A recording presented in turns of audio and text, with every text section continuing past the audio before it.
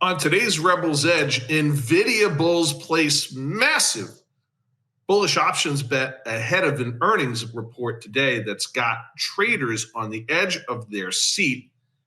Bitcoin volatility continues, and Hindenburg takes aim at another target. This time, it's Supermicro that's super sad about the allegations of fraud. The stock taking a hit in trading this afternoon. Jon and I are going to cover all of that and more on today's Rebel's Edge.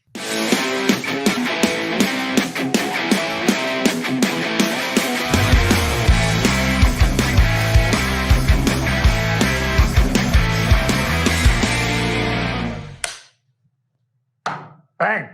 Bang. Welcome back. Boy, Marc's on twice, Monday and Wednesday this week. And then Marc and I will be on Newsmax. We'll be telling you more about that in just a minute. But wow, you're doing yeoman's work this week, Marc. You know, I'm really shy about being in front of the camera, Jon. So it's tough, but happy to do it. And yeah, listen, you teased it, so we might as well announce it. Another major news network joins the Rebel bandwagon, the Rebel Nation. We got an email the other day from one of the senior producers over at Newsmax, whose ratings continue to climb.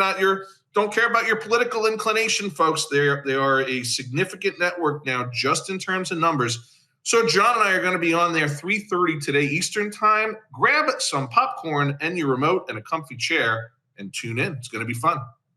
Yeah, it will. American Agenda is the name of the show, folks, and it goes from 2 until 4 Eastern time.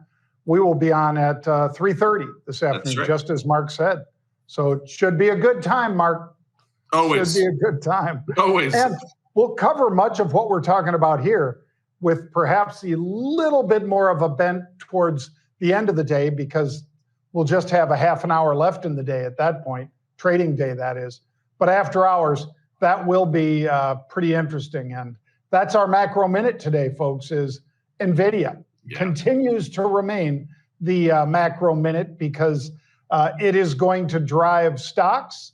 It is likely to drive sentiment for the next several weeks, because you look, we've got Labor Day coming up Monday, Marc. So that means by Thursday afternoon, it's pretty much done as far as our trading. So we'll have to be ready to rock and roll next week. Yeah, I mean, we do still have that important PCE coming out on Friday, but the market's not expecting that to deliver much in the way of news, and certainly not news that's significant to sway JPOW from that 25 to 35 basis points that the CME futures are still predicting for that ever important mid-September meeting, where we're all expecting to get that very first rate cut. Of course, Jon, the jobs report that's coming out a week and a half from now, I think even more important than any of the economic indicators, including Friday's PCE, in terms of what the Fed may do. But today, yeah, well, it's Bitcoin earnings day for those of you that celebrate, and it seems to have become a holiday. There are earnings watch parties, Jon, cropping up around New York City. That, I think, is a first. And as you know, I'm invited to most of the parties you want to be at in New York City. Pretty much. In fact, if you use your Chat GPT or any AI and you put in LoPresti and party, you'll probably see Marc's name pop up. Oh, God. All right, let's talk for a sec about fantastic futures. Bitcoin is my fantastic futures today, Marc. And while we were coming on air, it broke 59,000. Now it is down substantially on the day. It was down to 59.2. Now it's 58.7. That's a drop of almost 5%, a pretty big dip for Bitcoin, $2,997. So that's my fantastic future, Bitcoin futures. Yeah, and you know, we saw actually reported in one of our services today some pretty significant bearish put activity in names like Coinbase and some of the other Bitcoin sensitive names. But it's an interesting story, Jon. We won't get into it. We won't have time since it's only a minute. But you would think in an environment where we seem to be risk on and party on, that the asset would perform a little better, particularly with the Trump bump. So very interesting to see how that plays out. Well, now we're going to dive into Bitcoin, a story that used to be built around Bitcoin and gaming, Mark. Yeah. But no more. Now it's all about AI, and that is Nvidia. Right now, I'm showing that the at-the-money straddle in Nvidia, the king of AI, is trading over $7.30. You'd take that and divide it by the strike price that we're using right now, 125, and you'd say, well, that straddle at 1435 means that they're projecting about an 11.5% move out of up or down. The straddle doesn't tell you direction, folks. We're about to tell you direction, but the straddle just tells you the amount of money that's priced in on the bullish and bearish side. And right now, a standard deviation would put us out there about 11%. The normal activity for the last 12 quarters in a row has been 8% move. Wow. So this is significantly more, 30 some odd percent more, Mark, right now, betting that it's a bigger move rather than a smaller move. I would tend to fade that. That doesn't mean I don't think it'll go up. I would just fade the move being bigger than 11%. Yeah, I think that's very good advice, Jon. And this, we may see a little bit of a sell the news type of a situation here with this kind of a run up, certainly in the options. The street, of course, is expecting Nvidia to beat both revenue and earnings. And look, it's not been an easy ride for Nvidia since the last time it reported earnings, as we all well know, giving up much of the gains that it accomplished after the last earnings report during that semiconductor sell-off. And I expect that volatility will continue. And what is the street going to be looking to hear? They're going to be looking to hear about the demand picture. It's not just going to be like, it's not just going to be about last quarter's earnings. It's, of course, going to be about that guidance, what they're looking for in terms of anticipated demand. Is it slowing? Is it gaining traction? Is it gaining momentum?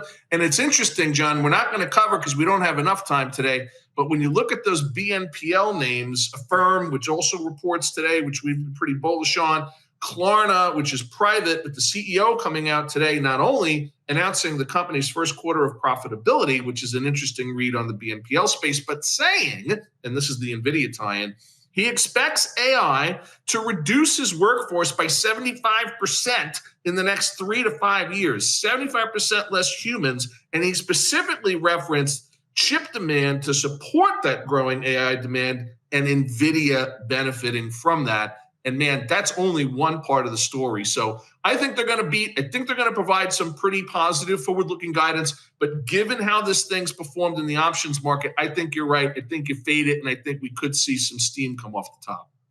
Well, the unusual activity that we've had since the 14th of August, we've seen 19,000 options trade twice, Mark, twice in the past 10 days.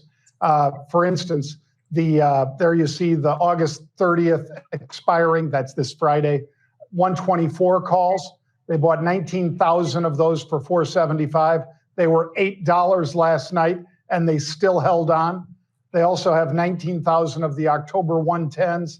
They have, I think, 23,000 of the December of 2025, 84 calls. So there are a lot of big bullish bets. Those December 2025s, I'm not paying as much attention to, but I'm certainly paying attention to these two, Mark. And to your point, they've already been winners. They're already making money. Now the question is, how much do they push it into the close, and do they do, as you said, that I think we both agree, it's probably a sell the news event.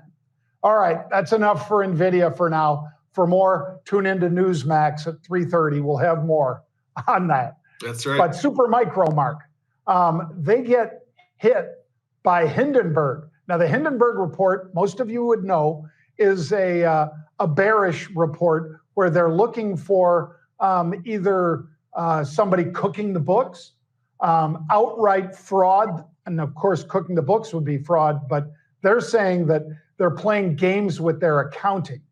And when they accused them of this, the stock fell $100 a day ago. It fell before that, and now it's down again today, hard, falling at least 25%. They called it, quote, a bag of fraud. And that ain't good. You see it falling off a cliff there. Keep in mind, it was a $300 stock that went to $1,200 in the first quarter and has since bled off. And based on today's numbers, Mark, Supermicro is a $400 stock and lucky to be holding on to that against these allocations. Yeah, I mean, it was a $500 stock earlier today, for God's sake. So what does that tell you? And look, when Hindenburg bites, they bite hard. We know that. We've covered their reports. Their specialty, the thing they focus on, are fraud, material misstatements, 10b-5, as our friends at the SEC would call it. And they're being pretty specific. And it's what's interesting about this is that Supermicro previously paid an almost $18 million fine to the SEC to settle the type of accounting irregularities or allegations of accounting irregularities that Hindenburg is saying are continuing. And here's the real zinger, and I did take the time to look a little bit at what Hindenburg wrote up on this one, just because it's interesting and salacious reading and certainly headline grabbing. They're saying that after the SEC imposed that $17.5 million fine and closed the investigation, that they went and hired back the very same executives that were responsible for the alleged book cooking, as you put it, John, and they're just doing it all over again. If that is true, that is really bad, because that's the kind of thing that makes the SEC say, hey, man, slapped you once, and if you went back ahead and did the same conduct again, the second slap is going to really hurt. So we'll see. And look, Hindenburg's not always right. We got to be very clear. These are allegations. It's based on their quote-unquote 3-month investigation, which in typical Hindenburg style involves talking to former executives, people that are not necessarily leaving the best ratings on Glassdoor. So you got to look at it with a little bit of an eye of curiosity and do your own homework. But I don't think we've heard the end of the story for Supermicro. Right. And it's certainly not good if they say, well, let's just make sure the accounting is purer than Pharaoh's wife. Or chaste. Or chaste. It might not be. And if that's the case, Mark, then this is just the beginning, not the end. So this is a no touch for me right now. I wanted to buy it on this several 100-point decline. I am not stepping in. No. All right. AeroVironment. AVAV. Now, there were a number of good stories today, folks, and we were thinking Nucreen Bioscience was a big mover, but this one just got a $1 billion contract from the Army. They do everything from sort of loitering munitions, which I imagine most of us would sort of surmise that might be some sort of explosive device that lurks, loiters, and then can be remotely detonated at some point. As well as drones and things like that. This is the Switchblade drone in particular is a deadly instrument of war, and that is one of their highest value munitions that they provide. So a $1 billion contract, Mark, the stock jumps pretty significantly. So we had to put AVAV on our list today. Yeah, for sure. And of course, benefiting from the Baird bump, right? Baird upgraded the stock on the news of this almost $1 billion, very close to $1 billion contract. And John, we've been saying for a while with our friend General Tata, who, by the way, little quick tease, we're going to be putting out a speaker announcement for our Rebel Mastermind event on October 11th. General Anthony Tata, former number 3 in President Trump's Department of Defense and Pentagon in the last Trump administration, is going to be joining us to help us understand how markets will react to the impact of the November elections, regardless of what the outcome is. And Tony's insights from a macro perspective, policy, supply chain, global economics, and how it relates to politics and vice versa, always incredibly insightful and actionable. So you're going to be seeing that for folks that are already registered for Rebel Mastermind or are thinking about it and are on our distribution list. You're going to get that today, but you heard it first here live on the Rebel's Edge. And we've been saying with Tony in person at different conferences and on our shows, we're out of bullets. We've been out of bullets for a long time. The military is stretched with all of the various conflicts going on that we're either directly or indirectly supporting. And at some point in time, these defense names have to benefit as the Defense Department puts in orders to resupply. That is an example of that. It's taken a lot longer than I anticipated that it has, but not entirely surprised to see it. Shareholders in that company benefiting, of course, from that massive order. Absolutely.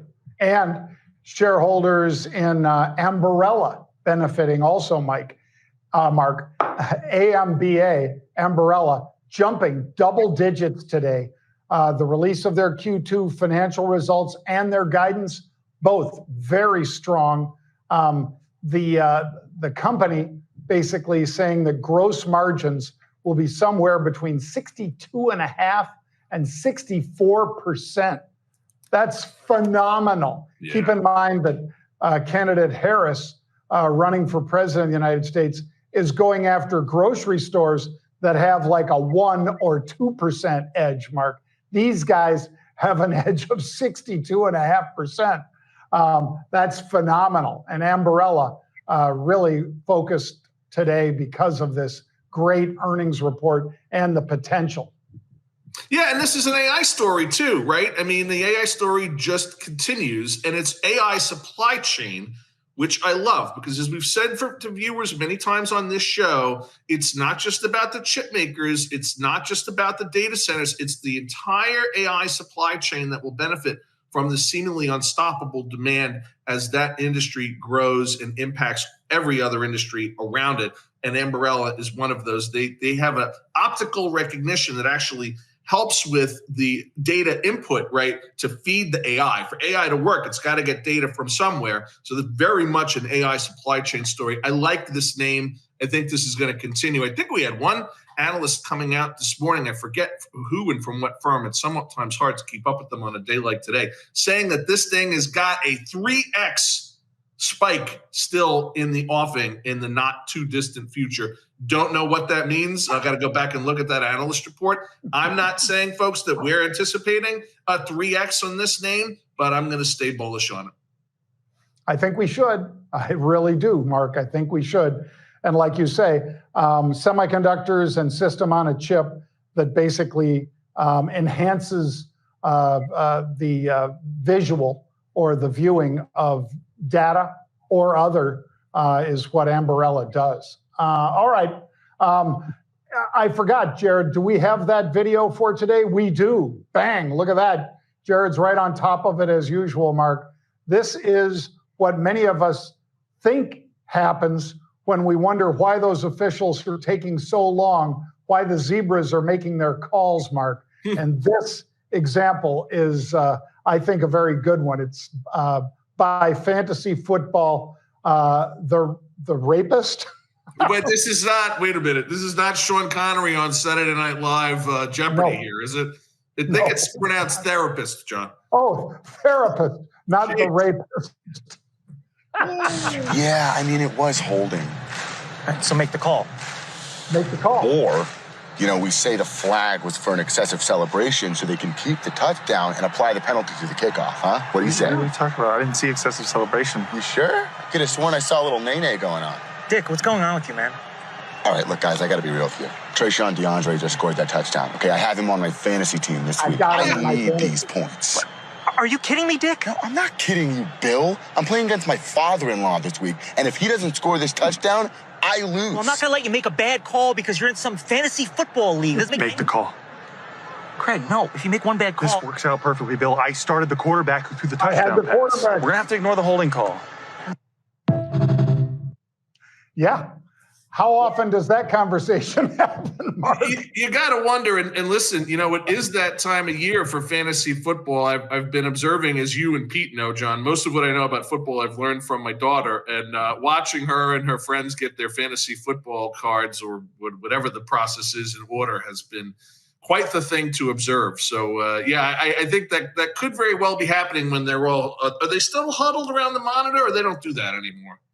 Only one of them goes in there now, but and he's talking to the big brain upstairs as well as watching it himself. So ultimately, he is watching for it, or she is watching for that replay to see whether or not the foot was out of bounds, inbounds, whether or not. But they don't look at things like excessive celebration, I don't think. But maybe someday, Marc. All right. let's take a little Pete's Red Zone Sports, and Mark and I are going to opine on a couple things here, folks. One of them being the Vikings. If it wasn't for bad luck, the Vikings would have no luck at all. Because, and this is not just them, this is human tragedy too, but they had a defensive back this year, Mark, that looked very promising, and the kid was hit in a car accident by a drunk driver, I believe, and killed, and two of his passengers also injured badly and or killed. That was a high round draft pick for the Vikes, so that's a shame, of course. And then you had J.J. McCarthy going out with a torn anterior cruciate or something like that. And now Lewis Sine, who had a disappointing run with the Vikings. This was like a first round safety out of Georgia. Everybody thought this kid was the new world beater, Mark. And then, unfortunately, fractured his leg and played just 10, count them, 10 defensive snaps in the past couple of years. So that is not a happy story for him or for the cornerback that they drafted this year. It's been a rough one. Maybe the Vikings have to stay the heck away from Alabama and Georgia defensive backs, Mark. Yeah, it seems to be that the luck tends to be running in that direction. That may be why they're calling Pete so much these days, John. It could have something to do with it. And the last minute, and you gotta let me save 30 to 60 seconds at the end for some shameless plugs of what we have going on at Market Rebellion. But did I hear that another famous and well-known quarterback might have bought a racehorse? What's that about? You might have heard that. It was indeed Travis Kelce. So tight end, as your daughter would tell you. Just as when I look at that thing, say the rapist instead of therapist. Oh, Jesus. When Mark looks at Travis Kelce, I thought it was over. I thought it was over. But see, that's why we got to have Pete on the show. Only one. It can't be both you and me. It's got to be you and Pete, or Pete and you. But it can't be that we don't have Pete. Otherwise, we really don't have a sports guy on the show. But so Travis Kelce, he bought a racehorse, and it's got a Taylor Swift themed name. Now, he didn't rename it or anything. I don't know if it's as bad as boats, Mark, but I'll let you tell us about how people should or should not rename boats. But this particular horse, I'll let you tell us what the horse's name is and why you don't rename boats. Well, so the horse's name, of course, is Swift Delivery.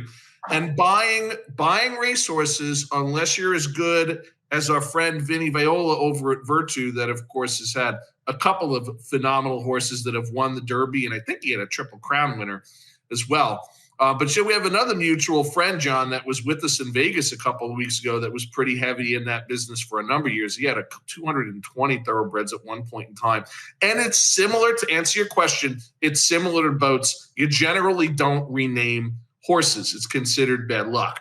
They're not as likely to sink as boats, but they are likely to have other potential devastating and career-ending problems with that name change. So we'll see how that plays out. I don't have any intel or trader talk on whether he bought the horse just because of the name or whether or not he or she is a contender. The horse, not Travis, of course. So this is a fun one to talk about, as the Swiftie mania seems to be somewhat unstoppable. Well, yeah. Well, that's John. I think that's it for us in Rebels Edge. That's certainly it for Red Zone Sports.